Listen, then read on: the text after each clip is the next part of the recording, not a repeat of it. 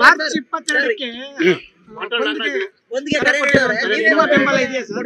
ಇಲ್ಲ ಇಲ್ಲ, ನಾನು KPSC ವಿದ್ಯಾರ್ಥಿಗಳೇನಿದ್ದಾರೆ, KS ಪರೀಕ್ಷೆ ಬರೆದಂತ ವಿದ್ಯಾರ್ಥಿಗಳೇನಿದ್ದಾರೆ, ಸುಮಾರು 76,000 ಜನ ಕನ್ನಡದ ಮಕ್ಕಳು ಆ ಪರೀಕ್ಷೆಯಿಂದಾಗಿ ಅವರಿಗೆ ಭಾರಿ ದೊಡ್ಡ ತೊಂದರೆ ಆಗಿದೆ. ಅವರ ಜೊತೆಯಲ್ಲಿ 1 ತಿಂಗಳಿಂದ ಹೋರಾಟ ಮಾಡ್ತಾ ಇದ್ದೀನಿ. ಹಾಗಾಗಿ ಅವರ ಜೊತೆಯಲ್ಲಿ ನಾನು ಇರಬೇಕಾಗಿದೆ.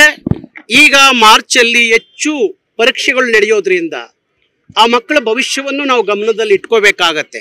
ಅದಕ್ಕಾಗಿ ನಾನು ಈ ಬಂದಿಗೆ ನನ್ನ ಬೆಂಬಲ ಇಲ್ಲ. ಹಾಗಾಗಿ ಆ ಬಂದನ್ನು ಆಚರಿಸ್ತಿರುವಂಥ ಸನ್ಮಾನ್ಯ ವಾಟಾಳ್ ನಾಗರಾಜ್ ಅವರು ನಮ್ಮ ನಾಡಿನ ಹಿರಿಯ ಹೋರಾಟಗಾರರು, ಅವ್ರ ಬಗ್ಗೆ ಗೌರವ ಇದೆ. ಹಾಗಂತ ಎಲ್ಲ ಕಾಲಕ್ಕೂ ಬಂದೇ ಅಸ್ತ್ರ ಅಲ್ಲ.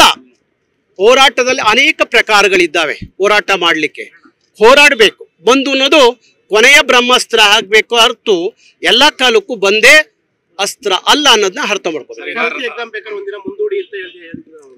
ನೋಡಿ, ಬಂದನ್ನ ಯಾವಾಗ ಬೇಕಾದ್ರೂ ಕರಿಬಹುದು, ಬಂದನ್ನ ಯಾವಾಗ ಬೇಕಾದ್ರೂ ಕರಿಬಹುದು.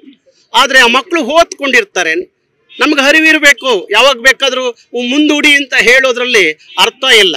ಮಕ್ಕಳು ಓದ್ಕೊಂಡಿರ್ತವೆ. ಓದ್ಕೊಂಡಂತ ಮಕ್ಕಳು ಆ ಪರೀಕ್ಷೆ ಮುಂದೂಡಿದಾಗ ಏನಾಗುತ್ತೆ, ಆ ಮಕ್ಕಳು ಭವಿಷ್ಯ ತೊಂದರೆ ಆಗತ್ತೆ.